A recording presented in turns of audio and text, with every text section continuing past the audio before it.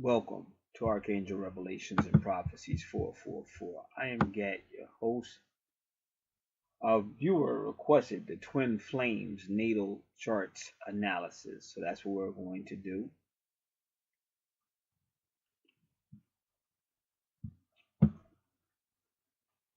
We'll start with the person on the left, which is the female who requested the analysis.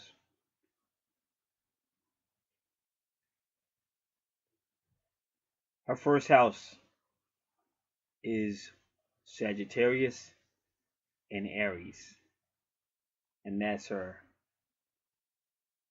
ascendant. Excuse me. I'll be right back.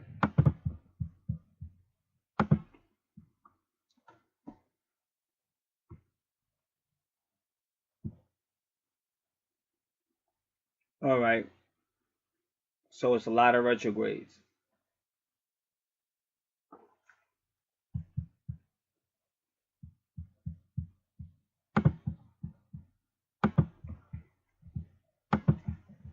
All right. So let's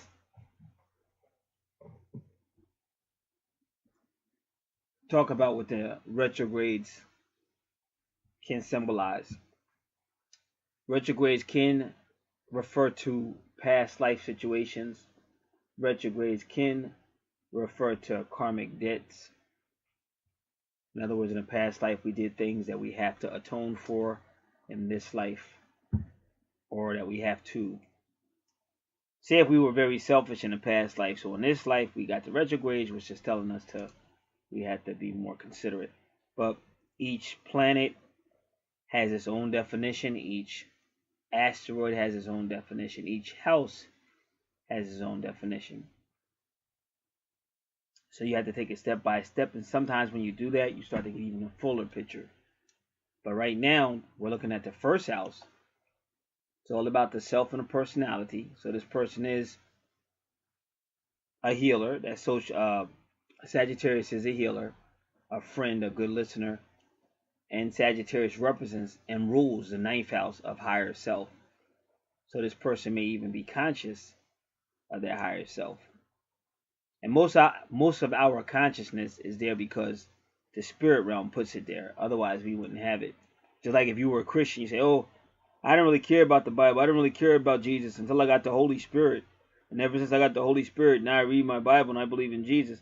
But that was because of that spirit. So it's the same thing with the world of soul journey, twin flame, twin soul. It's usually a higher spirit, an angel, or somebody who puts that in us to want to know more, or find out who we are, why we're here.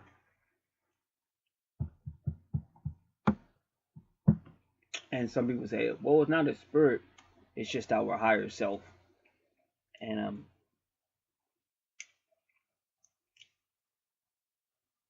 I tend to just say spirit. It could be those things, but I just tend to say spirit. Because source will always be spirit. Everything comes from spirit in the physical world.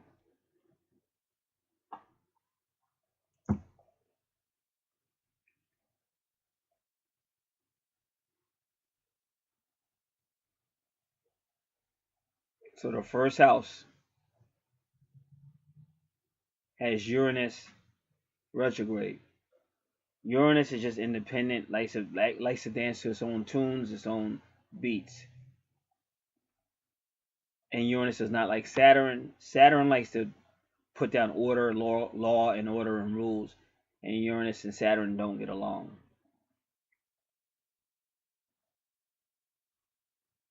But if you see Uranus retrograde, it could be that maybe this person was too reserved when they should have been a healer in a past life, when they should have been, moving forward to be a good friend and a good listener. They didn't do it. So that's what one definition of Uranus retrograde. But the second definition of Uranus retrograde is internal change. Internal change.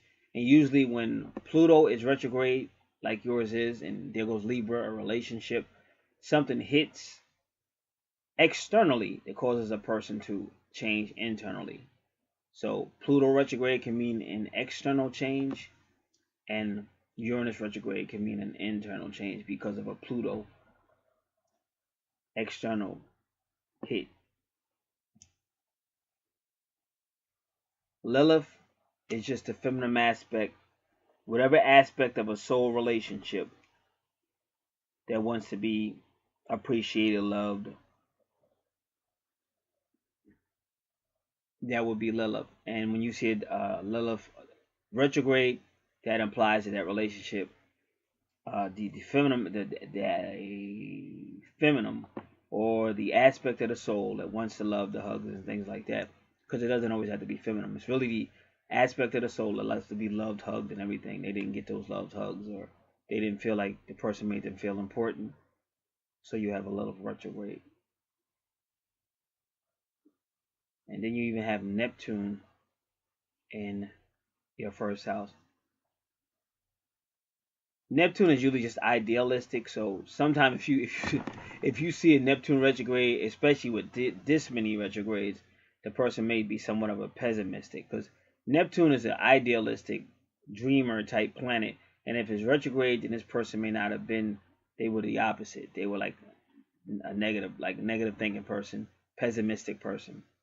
But Neptune also deals with a past life in Pisces. Neptune is also going to be sending past life information into Pisces.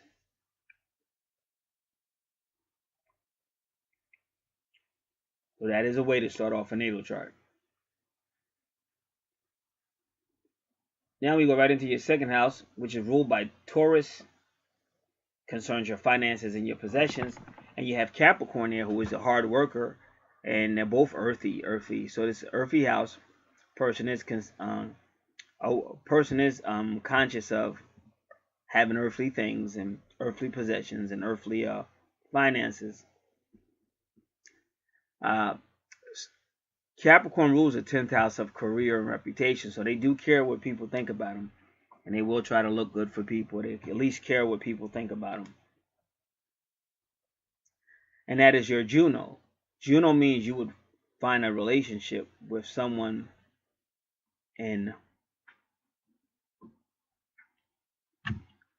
that's either Capricorn or Pluto or Taurus. And you have a lot of number 51s. So we're going to slow down right now and just look a few things over.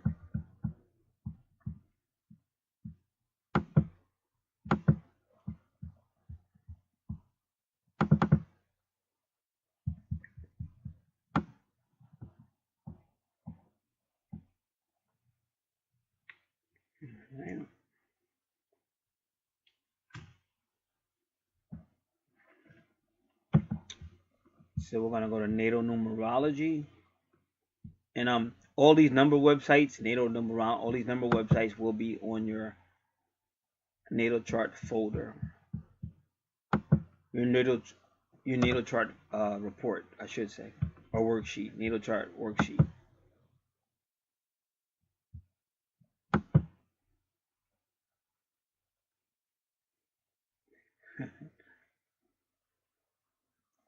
All right. So let me go on natal numerology.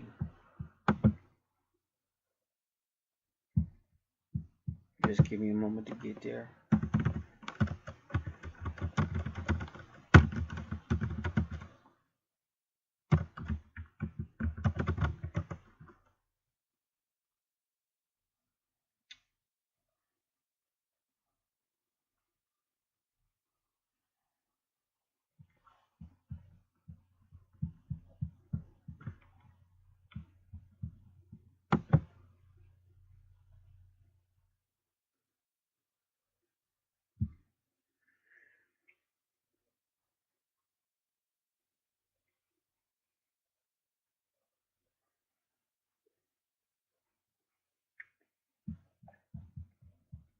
And now we'll look at the number 51.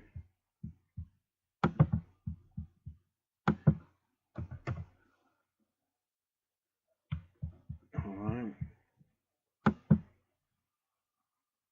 Yeah, we just the other night. If you go to John chapter 1 verse 51, it talks about that Jacob's ladder going back and forth, traveling from the other world back into this world. And that's what 51 really stands for. And I can kind of understand. Like, I could kind of see that in your chart as far as just why you would have a lot of 51s. And you see how you got a 51 in Neptune, and that's the dreamer. And then you got a 51 with Juno. And you got 51 with the twin flame.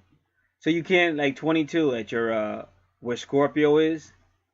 And then you got Charis, which is retrograde, but you got a 51 with 22. That's real unique. See, somebody sent me, they wanted me to do their chart, and they were basically like, you know, just go with the flow, just say what you see. Because I don't always do that because people get upset. So you gotta understand, life is gonna be life. I'm just a different dude. Like, I've been shot at and stuff. Like, it's, if you die, you die. Like, why you get so upset about it? Getting upset about it is not gonna stop that bullet from going inside of you. So I deal with stuff a little bit differently, but that's why I'm still here. Because you can't, if it's your life journey, deal with it. Running from it is not gonna change it. But you see a lot of 22s on your chart, which is a twin flame number. 21s is 777, which is really good.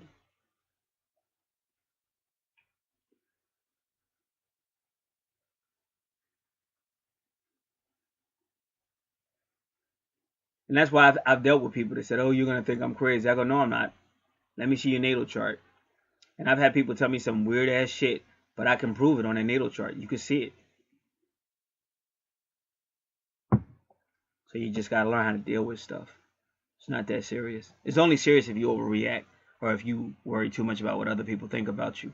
You got to really understand what your purpose here.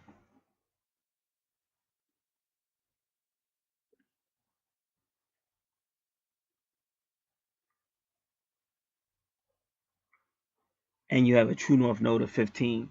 So you might kind of say your lucky number is 1 and 5 or 5 and 1.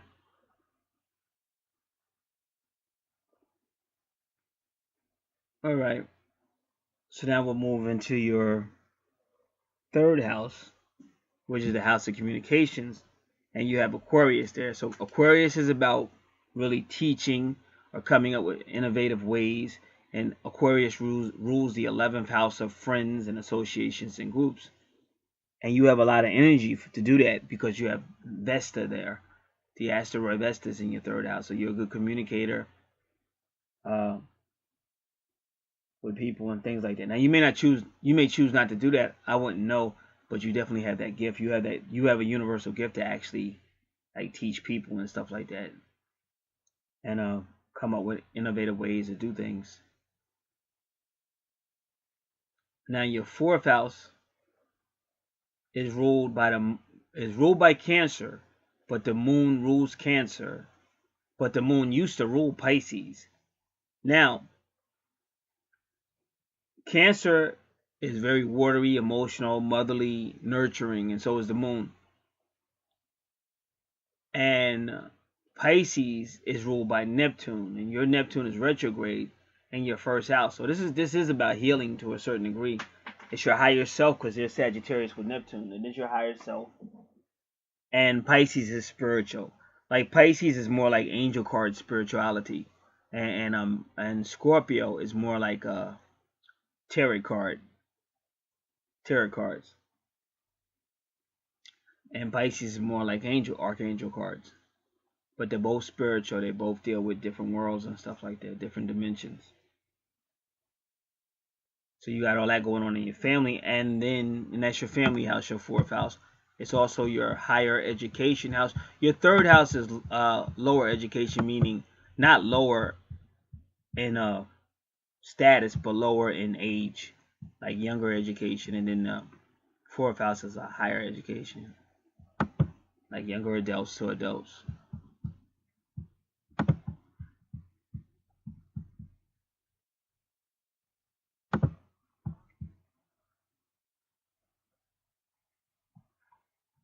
Okay, I'm just been doing a lot today, so I'm kind of like checking things out. Give me one moment. I just gotta save this video.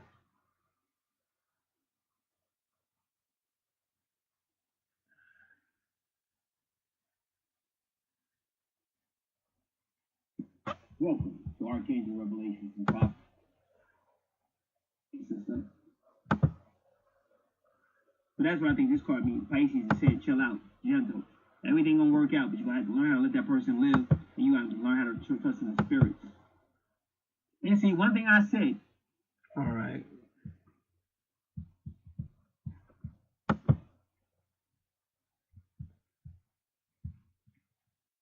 Give me a minute.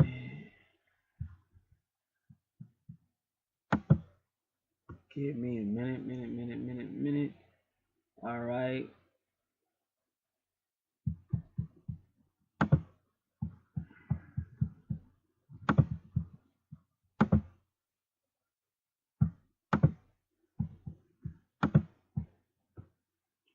All right, so now we're talking about your Venus in the 4th house. And your Venus is direct. So that's good. So your 4th house is about family, higher education, and that could just be like I really want to say young adults, but that can be like teenagers, 18, 19, and all the way up to higher education, adults. Property, land, the heart, any form of transportation, and it's also your subconscious mind. Your subconscious mind, whoever was the role of your mother will be in your subconscious. That's your imum coeli, and she will be in your subconscious mind.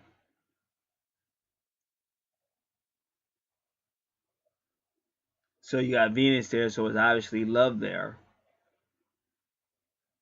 And then the moon rules, and moon is the divine feminine, so that's the mother, and the moon makes Cancer, the moon in Cancer, the moon rules Cancer, which is very nurturing. So you got all this love and nurturing going on, and it's spirituality, and that could be like a religious, a very religious. Whoever played that mother position in your mind was probably a very spiritual person. So that's what you're kind of seeing in your 4th house.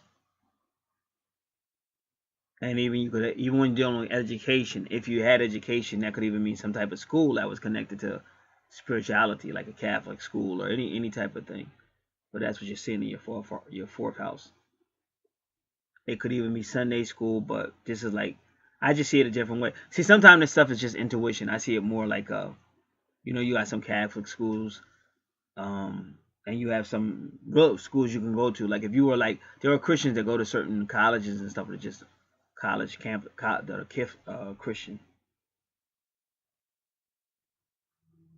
I see it more like that than just a Sunday school, because it's high. It's also in a higher education house. If I saw it in a lower education house, I might say Sunday school. I don't know. It's just some of the things you get feelings, And the funny thing is, you can get feelings. It could still be wrong, But see, I'm really cool with this. I don't flip out. People flip out. I don't flip out. Cause they go, what the freak? You think I know everything? I don't claim to know everything. So 1, 2, 3, 4, 5. So that was your 4th house. Now your 5th house, again, Aries and Leo. So you got a 5th house, 6, 7, 8. See how in your 5th house you got Aries, in your 9th house you got Leo. So your 5th house is ruled by Leo, and your 9th house is ruled by Aries. So you got this it's in the fire sign. So you got this romance thing going on, because the 5th house is romance, Leo, romance, travel, but they both deal with higher self. Like your number 9 deals with higher self and higher travel, and Leo deals with travel. And Leo's about going and learning and all that, and so is Sagittarius in the 9th house. Is the same thing almost. So you may meet or have met a romantic person, like your higher self, or you two will like to travel or study higher consciousness information and things of that nature. 6th house is ruled by Virgo, and your Virgo is in your 10th house. And that's your career house and your reputation house. But Virgo, your 10th house is ruled by Capricorn, and your Capricorn is in your 2nd house, where Juno is for a real relationship. So there's healing going on with Virgo. and then Juno is in your Taurus. So you got some type of Capricorn Taurus healing going on. You got to remember that your Juno is indicating the type of sign you might end up with. Taurus, Capricorn. So they're trying to heal it for you in the 6th house. And they put sun energy in the 6th house, but that sun energy is also going to rule Leo, which is because the sun rules Leo, which is in your 9th house, the higher self, ruled by Sagittarius. Okay, now let's go back to your 4th house, because I said Aries, but I confused Aries with Sagittarius. So we're going to do that again. 1, 2, 3, 4, 5. Your 5th house ruled by Leo, but then you have Aries there. But Aries in the 5th house is not necessarily a bad thing, because the 5th house is all about having fun. So if Aries is saying, yeah, let's do this, let's go, that could be a good thing. So Aries in the 5th house is not necessarily a bad thing. And then Aries, but I still was right, because then they got Sagittarius is where Aries is the 1st house. So it still has to do with your higher self. Your 1st house, 5th house, and 9th house is all about your higher self. And they actually took your Aries energy and kind of used it in a good way. Because I see a lot of natal charts where Aries energy, like Aries, if you're working on your career, great thing. If you're working on, like if you're a musician, if you're working on yourself, Aries energy is great to have, because you're going, I am. Like I'm going to succeed, I am. But when you're working on a relationship, then Aries can be dangerous, because Aries is going, I am, but you can't be I am in a relationship. It has to become we are, because it won't really last, or you're going to have infidelity and all kind of crazy stuff going on. But in your case, they're using your Aries energy in a good way for your higher self, the healing, and the romance. So that's pretty good. Now we'll go back to your 6th house. So Taurus, they're trying to heal Taurus, because Taurus is working with Capricorn. Capricorn working with Virgo in your 10th house. So it might be some type of, your 10th house, like I said, is your career and reputation. But your 10th house can also represent your twin flame. It just depends. Sometimes it does, sometimes it doesn't. But either way, you got that healing going on in the 6th house. And they want you to have sun there, because sun is like the divine masculine. But sun is also positive energy. And sun is also enlightenment. And then you have communication there, which is good for a relationship, for communicating. Then you have Chiron there, which is the healer. And then you have the moon there at 22 degrees, the twin flame number. But the moon is going to take you back to your 4th house, where Cancer rules. 1, 2, 3, 4, making you spiritual, and 8th house matters. And also spiritual and Pisces matters. And I know you were connected to the 8th house, because if you just go up, there's Cancer in the 8th house, and that's your true north node. So you got your 4th house ruler, Cancer. So you're dealing with a soul family too.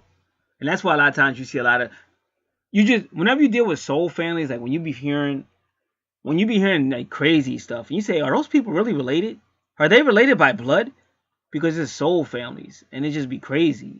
And you see it in the natal charts. It just be really crazy, dysfunctional and stuff. But they're dealing with soul families. Like if you just study the Bible a little bit, you had Joseph, who was hated by his brothers. But if you notice, they was always throwing Joseph in some type of hole, some type of cave, or some type of prison. Because all these are Bible metaphors for the 8th house. In the Bible, the 8th house is Revelation chapter 9, the bottomless pit. And it's like the underworld, Pluto, Nether, Netherlands, Hollow is the bottomless pit. So these are soul families. And so you're going to have all those retrogrades, or you're going to have a lot. There's going to be something showing you that there's issues with your earthly family that's connected to your soul family.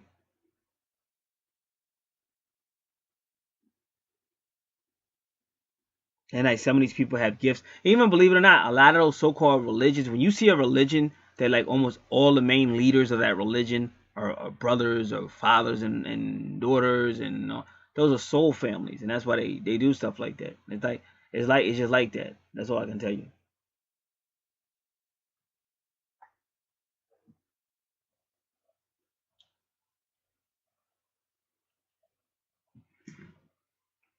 So that's the main thing you got to get out of your chart, because you just see it so much. Is your fourth house, and that's ruled by Cancer. Cancer's in your eighth house, which is also your true north node. And the eighth house is the soul house. All this information is going to be in your free report, so you can learn more about it. Scorpio is all about primordial activity. Scorpios are very passionate, very mysterious, very secretive. They're very acute. They'll accuse people of things they didn't do. They are very accusing. It'll take them a while before they can trust you. And they change quick. They're all about transformation.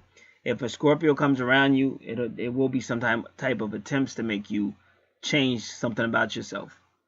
And a lot of people, don't feel comfortable around Scorpios for these reasons, and they are connected directly to the bottomless pit, which will be Pluto. So they have that stuff going on. So that's your true north node. And also you see your soul portal is in your eighth house with Cancer. And your soul portal is a portal that the souls go back and forth through. And it's at number 28. 28 is a reincarnation number. Pharaoh Ramsey died at age 28. It was either maybe it was Osiris. Osiris died at age 28. It was either Ramsey or Osiris. But he had died at 28 so he could reincarnate again. So that's your reincarnation number is 28. And in your eighth house is all about reincarnation. So you will be your north node would be dealing with the eighth house connections to your family, because Cancer is a family. That's the family sign of the fourth house. And that's why I say you see some of the most religious people that be in church every day and they do the most freakiest stuff, because that's that connection I'm talking about. I'm not saying this person, but I'm saying that's the connection you'll see, because they have the spiritual side with Pisces, but they've got that freaky side with Scorpio or the eighth house. And and anybody that really knows that knows it's a thin line. It's a real thin line between, oh, I love the Lord, I want to do what the Lord says, and then doing some wild ass freaky that goes totally opposed to what you just said. But that's why. And that's why it's so important to have natal charts, because you can see it.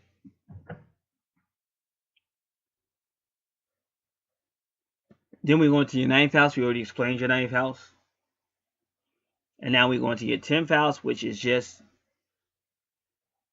Virgo in your 10th house. Why? Because your 10th house is ruled by Capricorn, and Virgo is helping heal that Capricorn. Because a person can be too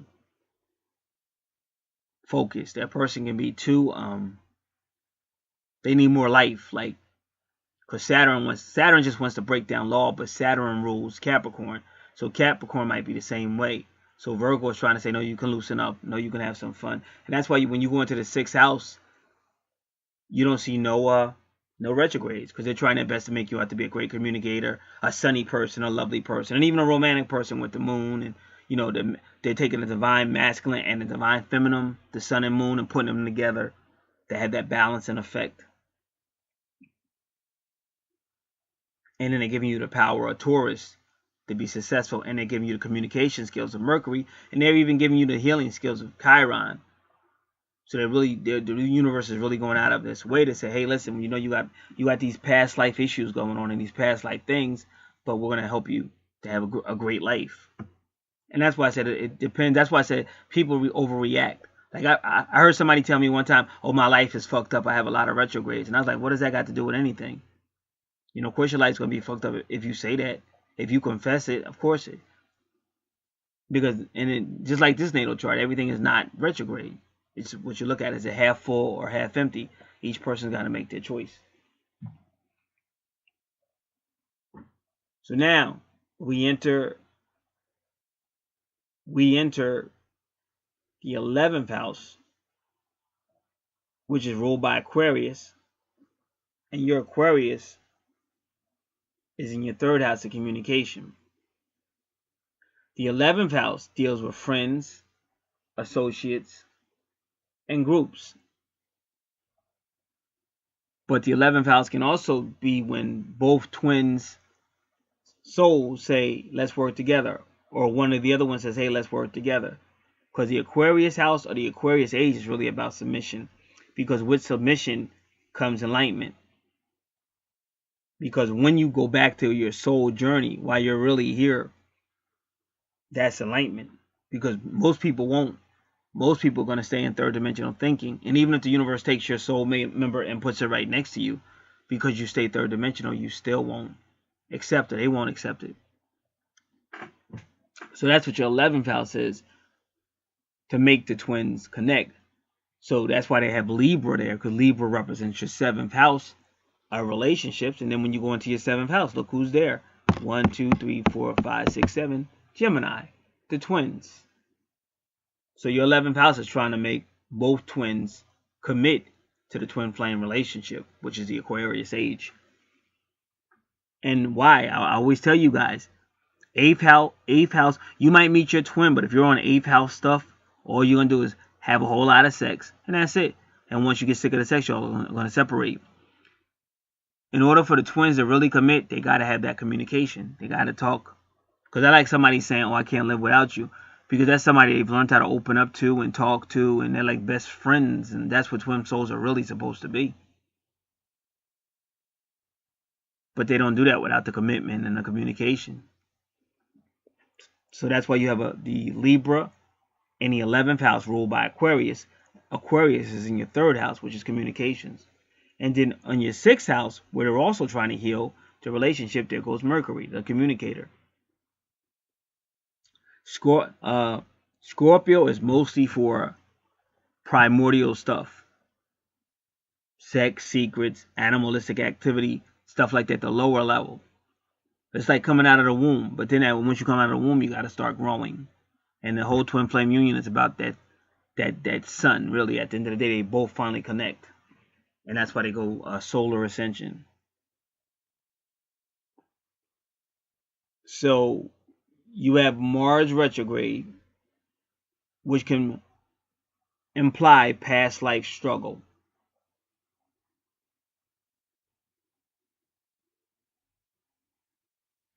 It could also apply there was not enough desire, because Mars in Aries, they can be desire, aggressive desire. It wasn't enough desire to make the relationship work. Then you got Pallas there, which represents others trying to help you resolve past life issues, because there's obviously past life issues. And then Saturn represents karma, and also not enough discipline. But not enough discipline for what?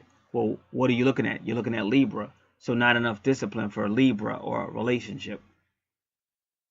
And then Pluto retrograde is telling you it's a soul matter. It's coming out of the 8th house.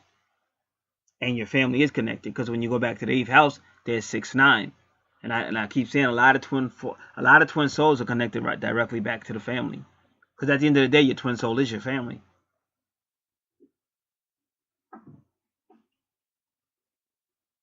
So you got a real rocky 11th house.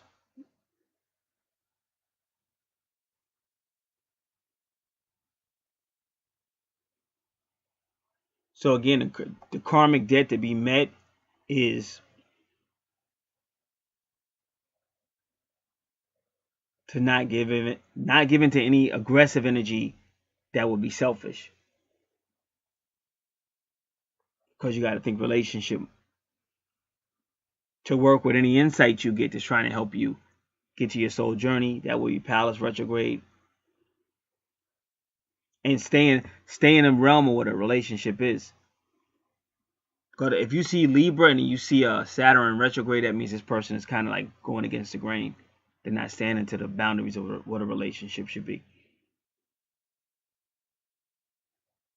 And then when you see Pluto retrograde making that connection to Cancer, taking you back to your 4th house, Like just try to stay away from just stay. When I say stay away, I'm not saying run and hide, but don't carry out, don't spread, don't feed into any dysfunctional family stuff. And if possible, if you could help people get better enlightenment, then do so. But sometimes they don't want to hear it. Now your 12th house is all about dysfunctions and things like that, ruled by Pisces, and it's still kind of, and it's still because, and we said we've already connected Pisces to the soul family, and that's why you have Scorpio in your 12th house, ruled by Pisces. But the good thing about you, like I said, you can understand tarot cards and you can understand angel cards because there's different levels of psychic abilities and there's different levels of spirituality.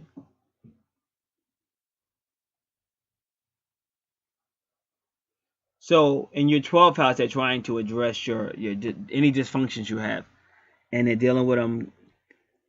Curious is trying to heal things with the retrograde. There's also money there, but it probably will be past life money. Might show up. Money may come out of nowhere. That could be past life money. Jupiter retrograde can also mean delayed money.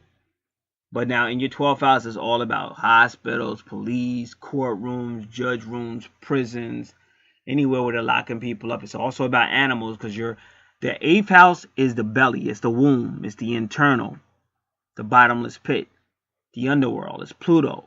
The 12th house is when those things come out of the underworld and they come into our world. And now you have these same people getting locked up and stuff like that.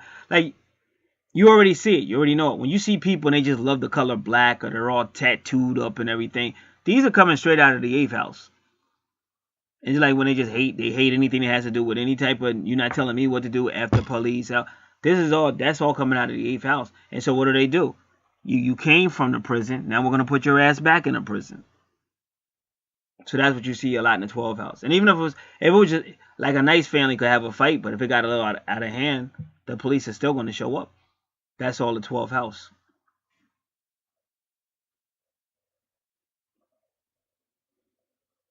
So that concludes this natal chart to the left. And again, we did address we addressed the retrogrades. We explained what karma was. We explained the karmic debt and what the person can strive to do in this life to be on their soul journey. And we took any number that really stood out, and we did address those numbers as well.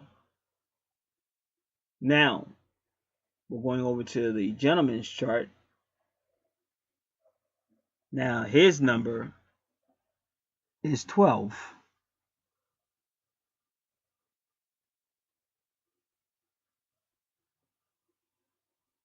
So he's got 12 and then he's got 25 and 52. So let's do that.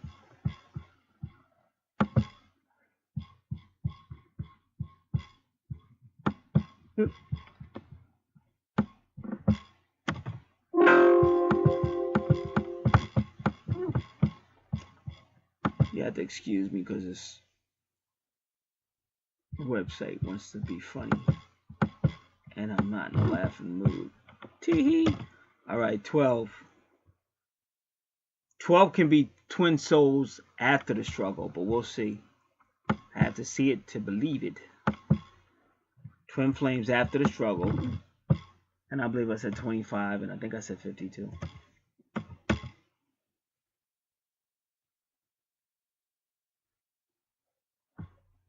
The number 25 is the twin flame growth, but it's only growth due to opposition.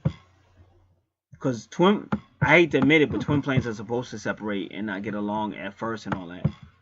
Somehow it helps with the growth. And then number 52 is fight and struggle between the twin flames, the twin souls. But the 12 is finally when they finally get past all that and they finally try to work together.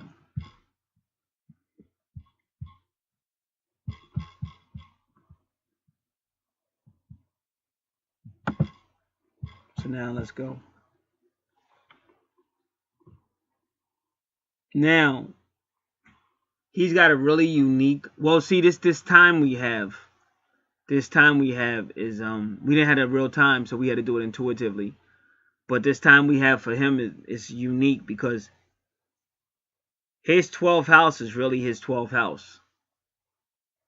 But the funny thing is his ascendant is still in his 12th house.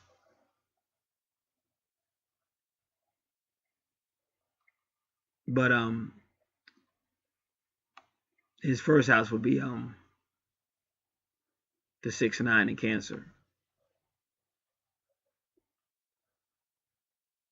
Because Venus is still counted as 12. Because I counted with the system. So it's not just my count.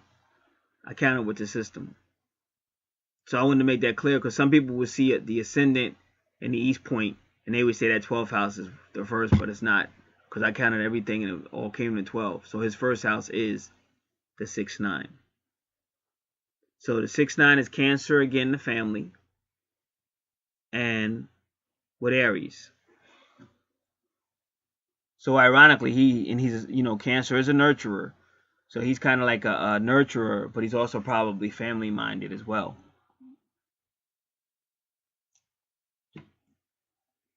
Second house is, and this is true north node too. Second house is ruled by Taurus, but he's got Leo there. So not only in his second house, he's not only strong, the Taurus, but he's also kind of bold with Leo, but also romantic. And Taurus can also be very romantic and very loyal. And Leos can be loyal too, because Taurus is ruled by Venus. So this is all going on in the second house, true north node. And then Juno is there to say that he would find himself in a relationship with either a Leo or a Taurus. And her sun sign is Taurus. Going into the third house, and these are so close to the third house, I could almost count it in the second house, but I'm not going to. In the third house, which deals with communication, he's got a lot of activity going. 20 degrees, which means new beginnings. He's got money coming, but he's also got Mars. Now that number 42 is unique. I think it does represent the struggle. Yep, the struggle between the twins becoming a soul. So it's still a lot of struggle.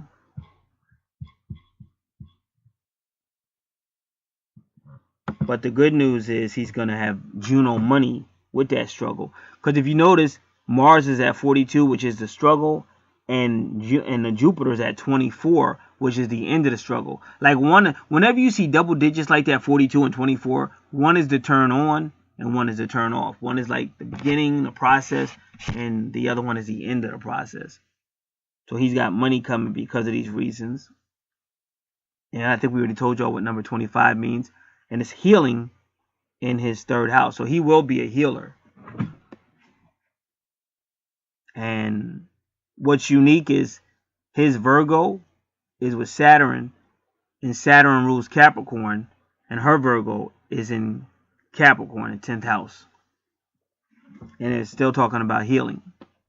So rather, and the person in your medium coeli, your 10th house, is usually a male when it's one there. And here he is. He is that Virgo.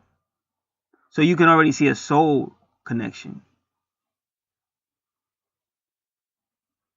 So it's through struggle. It's through struggle that he's going to get this money. And he's going to be like a healer and stuff like that. And Saturn can mean karma, a karmic debt. Saturn can be he's not as disciplined as he should be. He might be slick with the tongue.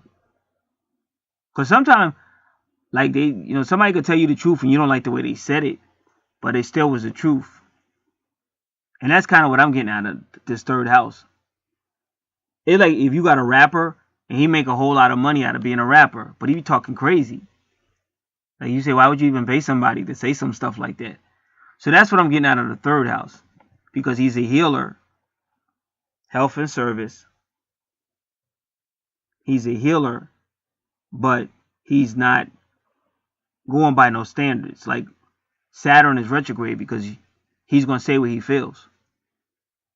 and that might be aggressive or it might hurt some people, but somehow he's gonna make some money. Like even like a radio DJ, like a Howard Stern type dude or a Howard.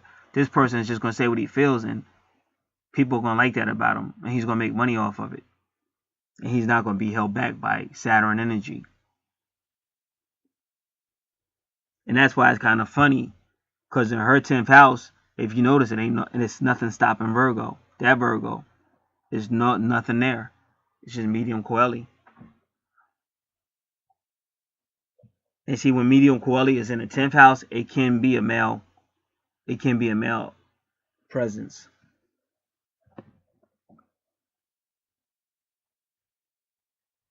So then when you go to the 4th house of relationships,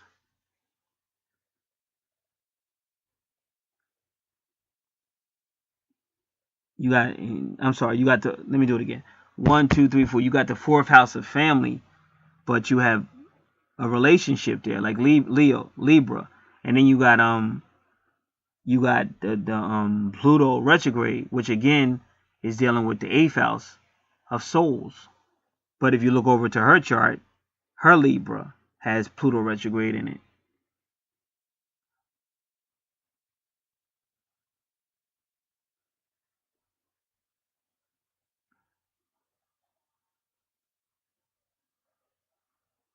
And then his Lilith is in the 4th house too.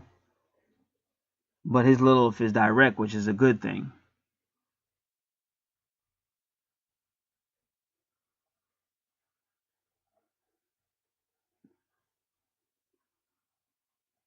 So now in the 4th house, which deals with higher self, deals with higher education, land, property. I'm Coeli, the mother, and the subconscious mind, or the heart, or transportation. And Juno of Jupiter, Libra, deals with balance, karma, justice, relationships, harmony.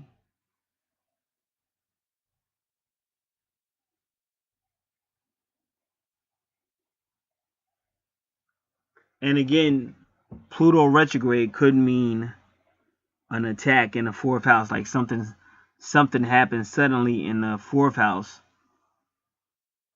that causes him to change internally in the 5th house.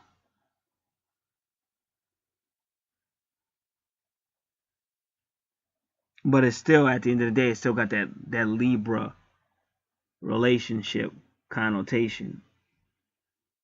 And then when you go to the 5th house, which is the love house, travel house, like I already said, romance house, you've got Uranus there, but it's again retrograde, and you got the vertex cross. And when you look at her, natal chart, you have Uranus retrograde at Sagittarius, but it's so close, because we know her time. But what I'm trying to say is, because we're not sure of his time, his Uranus retrograde could really be in Sagittarius. Because whenever I see charts and they're that close, you can kind of know it's a time thing. Because this chart in some ways is almost mimicking that chart, and that's why they call it twin souls. But without that time, it's just hard to say that. And then if you notice, her Neptune is in Sagittarius and his Neptune is in Sagittarius, and they're both retrograde. So definitely, if it's not twin soul, they're definitely soul, like in a soul group, soul mate.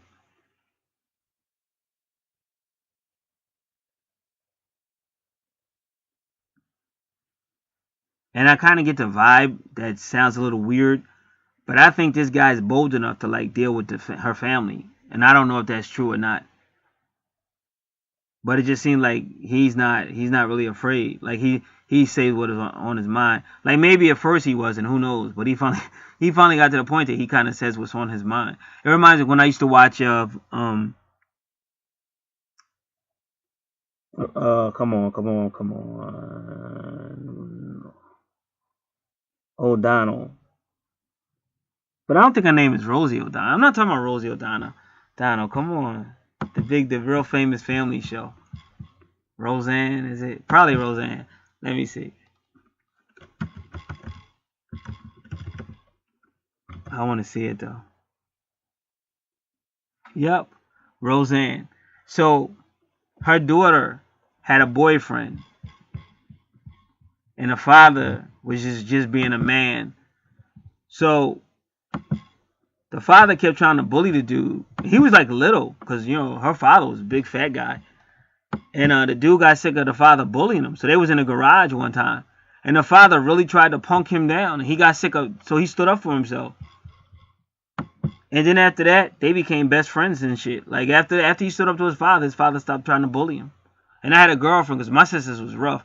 Any female that came to see me, they had to get through my sisters. My sisters was rough. But the one female that stuck with me, she wasn't scared of them. She was like thugged out. She got kicked out of school for punching the teacher in the face. And so my older sister tried to bully her, and she didn't back down. And then she became like the best. She became one of the family after that.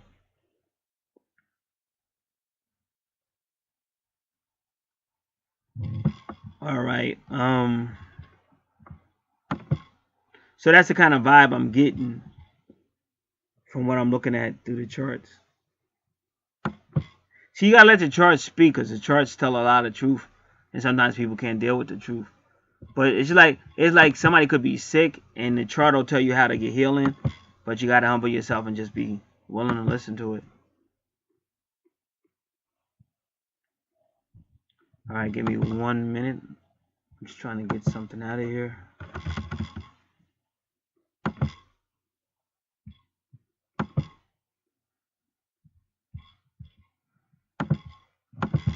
And I'll be right with you.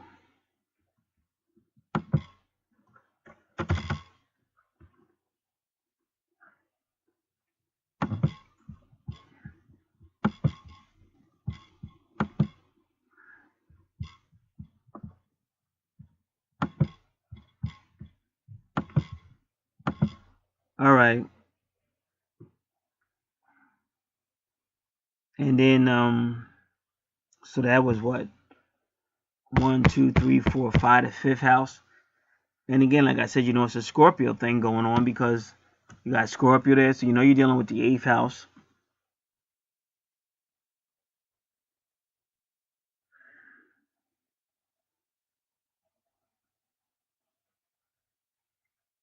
And Uranus rules Aquarius. Then when you get to the 6th house, 1, 2, 3, 4, 5, 6. Sagittarius is the higher self. Yeah, you can see they're twins. Cause look, then like I keep saying, her Sagittarius, it's all about her Sagittarius and Aries connection. And she's got Neptune.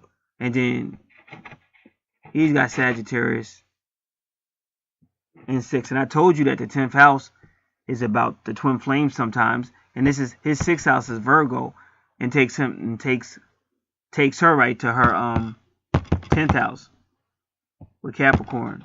They're supposed to rule. And you got Virgo. And then his Capricorn is in the relationship house. And then they're both let me see, is in the relationship house. So you got Capricorn, and I told you she might find herself in a relationship with a Capricorn, and his moon sign is Capricorn. So these are definitely twin flames. But I just think it's sweet that that the universe used him to kind of help her with the family. Because when you can go into somebody else's family and that means you got a lot of respect. Because my brother-in-law has been with this family for 13 years. And even though he's got mad crazy respect, but it's still like he had to wait. Like he had to pay dues. Because you can't just walk in somebody's family and just start like saying nah. But it seemed like he kind of did that. So he's pretty tough cookie. So they can talk to each other through telepathy and dreams.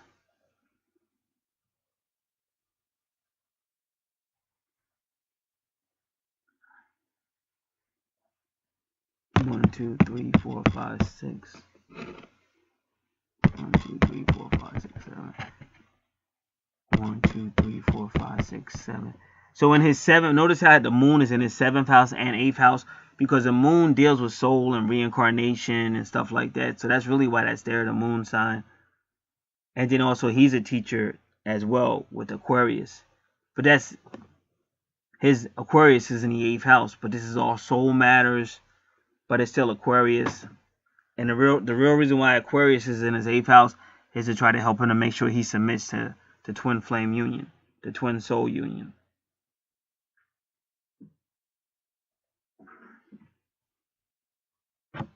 One, 2, 3, 4, 5, 6, 7, 8, 9. Now, 1, 2, 3, 4, 5, 6, 7, 8, 9. Now, why he may be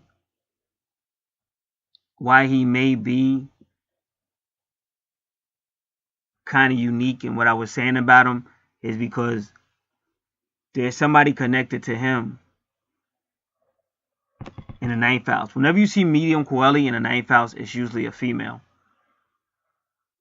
But when you look over to her medium coeli, you see Pisces, and Venus.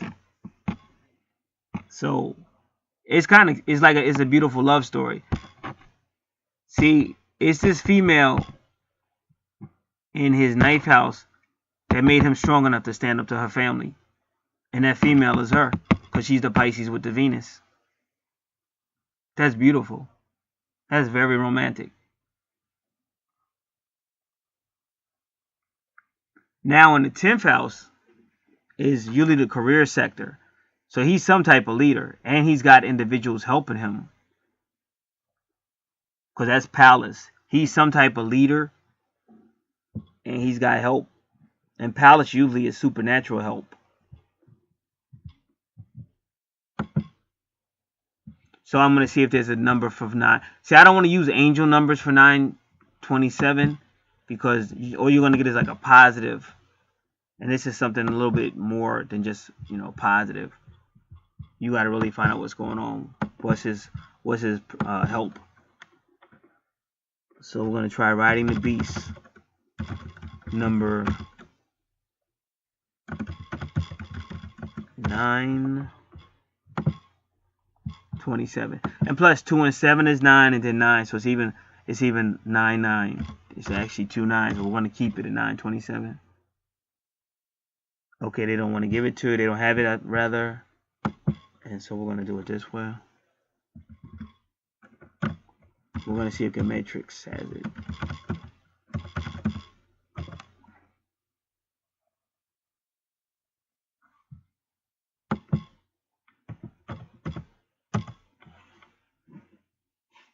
(927) David Cameron, Vanessa, The Book of the Spider, The Destroyer.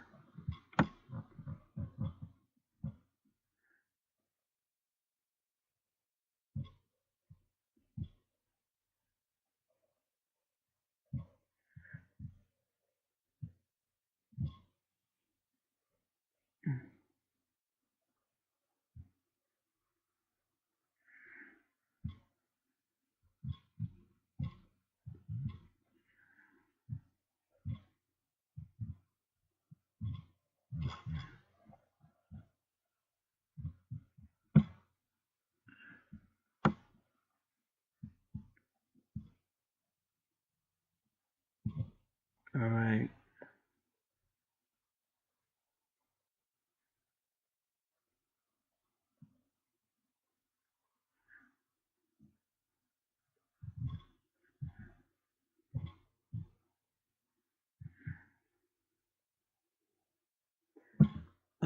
After they had looked a great while and saw no harm came to him, they changed their minds and said that he was a god. This is when Paul got bit by the serpent, but he didn't die. When he first got bit by the serpent, everybody said, "Aha, you got what's coming to you because you're a wicked person, and now you're gonna die." And when they saw he didn't die, they said, "Oh wow, he must be a god." So they began to try to worship him as a god. So you get some powerful references to I don't know, but either God or the devil or whatever. But the point I'm trying to make is something powerful. This says Mohammed, the extraterrestrial queer from a green planet, that orbits Superman's home planet. I don't know where they got that from.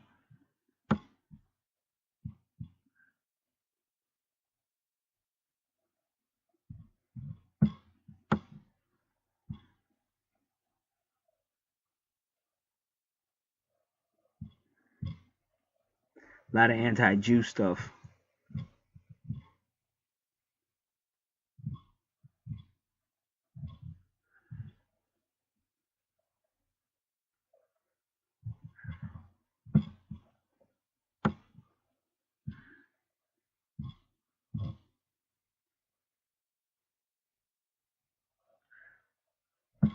Every time Zeus, talking about the god Zeus, every time Zeus teaches humans how to fight, spiritually fight, he is told he handed his soul over.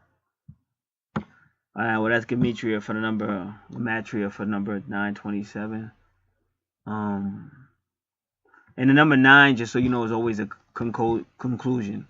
That's when the two souls come together, and that would be 9.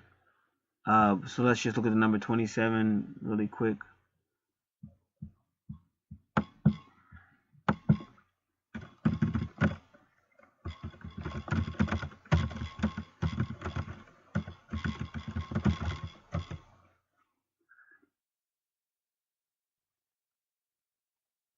You gave me a wait. I'm just waiting for the site to come up.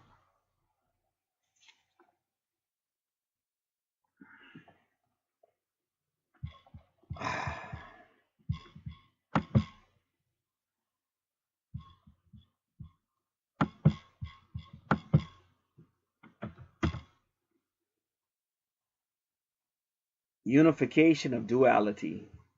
So it makes sense. And I'm going to tell you why. Just give me a moment. It makes believable sense. Just like when I did her numerology, I think it was number 51. I said it makes unbelievable sense when you think about it. 27, unification and duality, and hers was 51, which is that ladder. You see what I'm trying to tell y'all? So he actually came to actually save her, because the palace means other people helping you. I mean, palace, that's what that asteroid means. Like when Christians go, oh, the angels help me, or oh, the Holy Spirit helped me. So that number 9 is the end when they come together, and the number 27. Let's look it up again.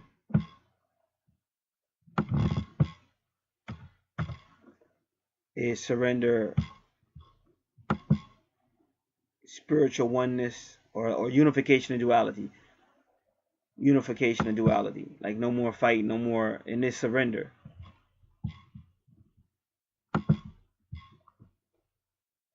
So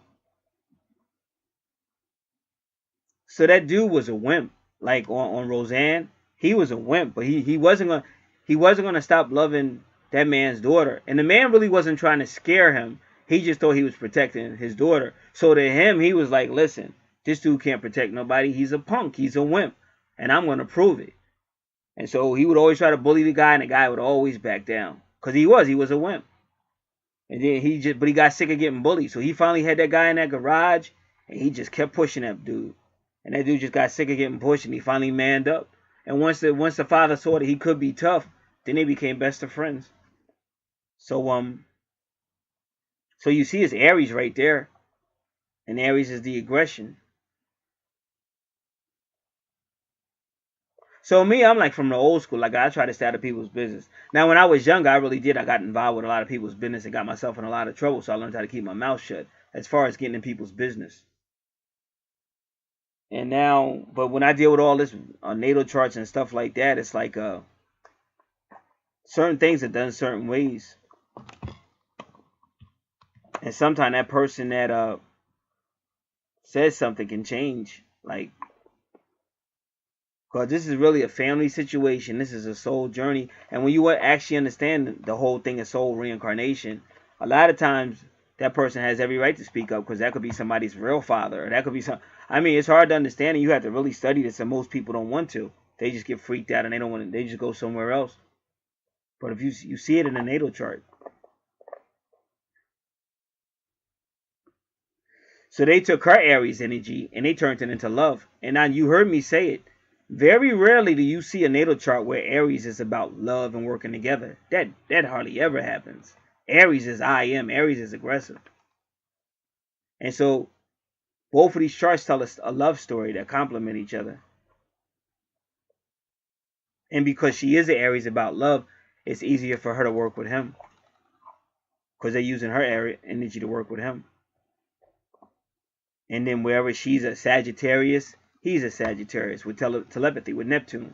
So they could talk to each other through their dreams and subconscious. And that's why sometimes when somebody die, like when you see old people, and they be real old, and they still be alive, but they be in the bed together, like just laying there, because they can't go nowhere else because they're old. And then one dies, and as soon as that one dies, the other one dies and stuff. That's that kind of soul connection. Like that's that real soul connection. That's when people have gotten past the third dimensional BS. And they like, I can't live without you. And they really mean that.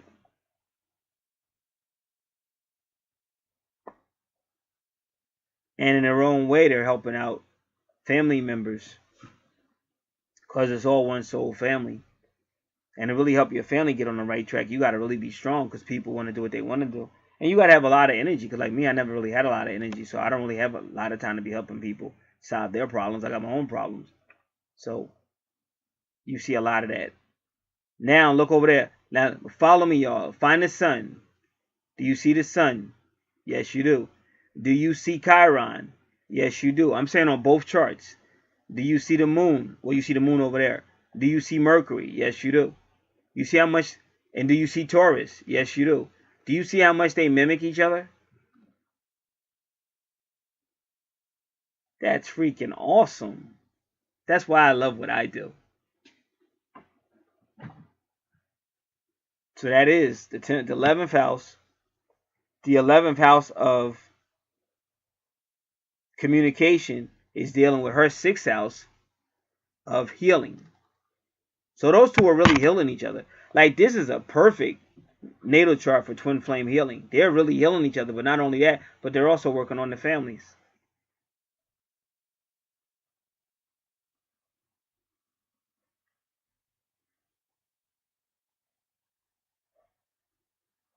Her sun sign is Taurus, his sun sign is Taurus. They both have real good communication, real good healing. And then her moon can talk to his 8th house because that's where it all happens, the soul, and also the moon in Capricorn. But Capricorn really rules the 10th house, which is her Virgo, which is healing his 6th house, and also his 3rd house, and then his 10th house. Well, that's his 9th house.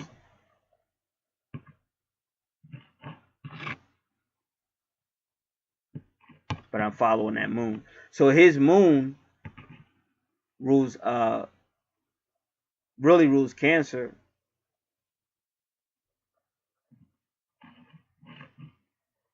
And that's his 1st house. But her moon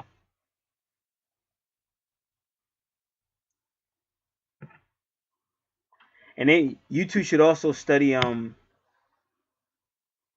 Santos because you got unique Capricorn Cancer stuff going on with the moon and all that Capricorn Cancer. So you should really study Santos, and that information should be on your free natal worksheet about the gods and Capricorn and Cancer. Or you can go to one of my earlier videos, say 2.5 weeks ago, and go to the go to the description box, and that link will be there as well. But it should be on your worksheet.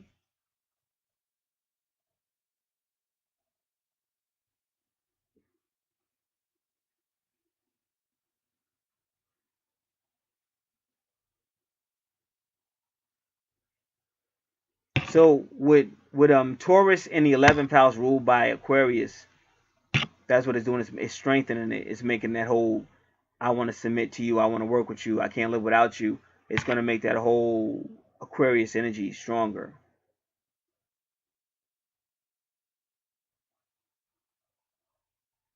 And then the 12th house, which deals with Pisces, the Pisces energy that we already talked about, they put Gemini in. Why? Because Gemini is the twins, and then they put Virgo there. I mean, they put Venus there, so it's going to be full love. So anything that would be kind of dysfunctional, It has a lot of healing in his 10th house. A lot of healing in his 10th house with Curious and Chiron healing. Good communication, which I told you, this is deeper than sex. All that Scorpio stuff for twin flames ain't gonna work. It'll be great sex, but it's not gonna go no further than that. But when you had a communication, then it'll work. That's the commitment. That's the long term. And then you see the twin flames of the twins in the 12th house ruled by Pisces, but you got Venus there. You got Vesta, which is a lot of energy.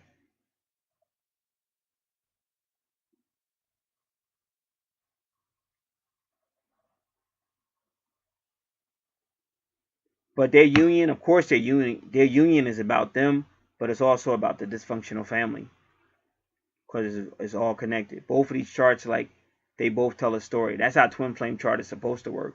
They both tell you a story. And his true north node was to be bold, to not tap out, to not give up, because that's going to help the whole family thing work. Because as far as them two being together, that was going to happen anyway.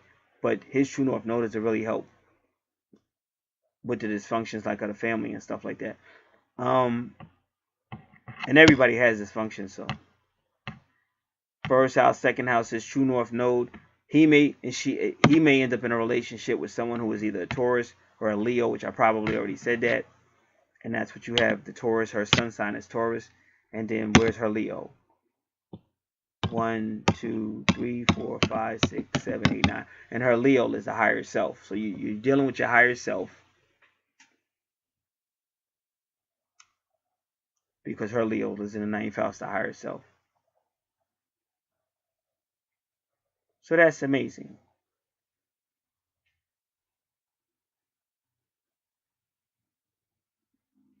So now what can he work on as far as his retrogrades?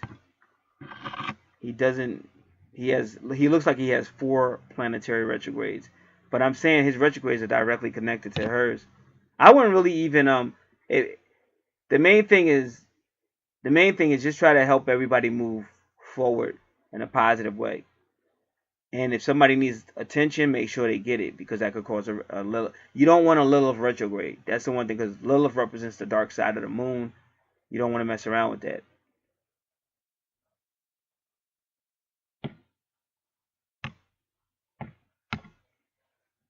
One, two, three. So communications, your communication skills. Like, I think he got that retro because he was scared. Like, he was scared to get involved. But he's got to learn to, which I think he's already overcome that. You can't be afraid. And then 1, 2, 3, 4. And then Pluto retrograde with Libra in the 4th house. That's that family stuff. See, a lot of his retrogrades directly have to do with hers. So I'm pretty sure he's working on that. And you see, Libra is a relationship. You can't let the family overrun the relationship, because a lot of families do. Like I said, what they tried to do to my all my females were scared to death of my sisters, like terrified of them. 1, 2, 3, 4, 5, 6. And then that's Neptune. Well, I think we already did that. And that's Neptune, the healing of the higher self. And that 22 retrograde is for so that he could talk to her, telepathy. So this is a supernatural couple right here.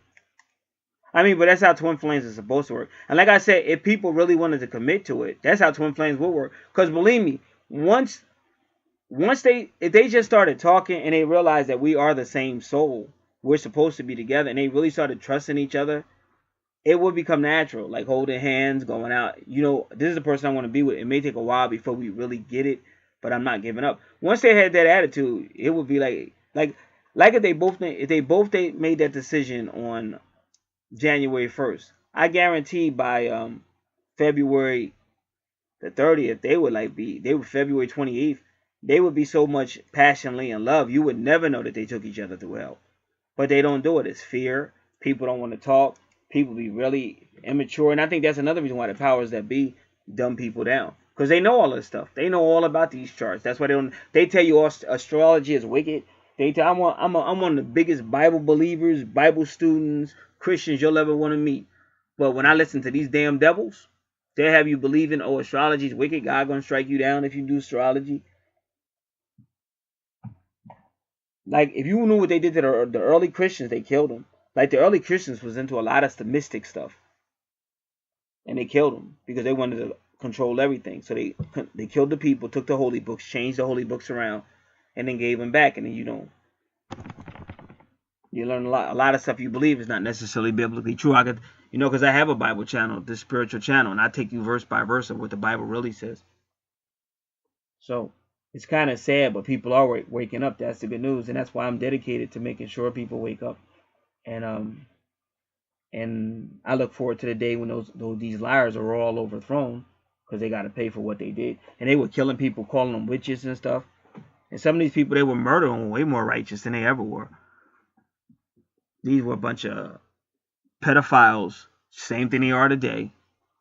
And if anybody was wicked, I remember I saw this one movie.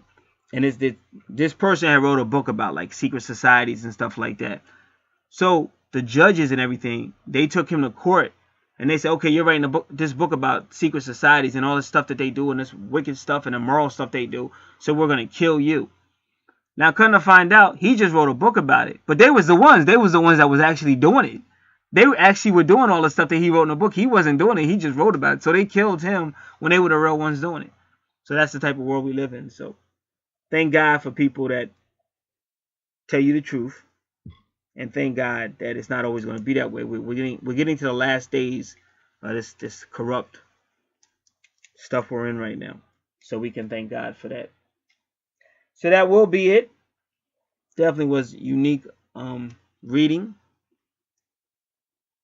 And definitely, I didn't know what I would find. I really didn't know what I would find, but this is a beautiful love story on both of these charts. But they both work together, and that's the way it's supposed to be with twin flames. So this is the one chart that shows you how twin flames can be if people would just get out of the third dimensional. So if you're listening, if you ever hear this, I strongly advise you to give your twin a chance. Try some communication. And we do live in a crazy world. Sometimes your twin flame might be crazy. So you got to decide how far you can go with the situation. Anytime any type of health issue is concerned or somebody trying to hurt you, then of course you can't have anything to do with that person because of the simple fact. But you can still pray for the person, things like that. But sometimes it's just that you feel a certain way. Oh, I don't like the way they look. Oh, they seem strange. Oh, they don't talk. You just have stupid reasons. You're not giving that person a chance. And if you were to actually give that person a chance, spend time with them, talk with them and stuff like that, that is your twin soul. That is your twin flame. And you will find a love that's unbelievable. It's not from third dimensional. But you're not going to find that love if you don't open up to it. God bless.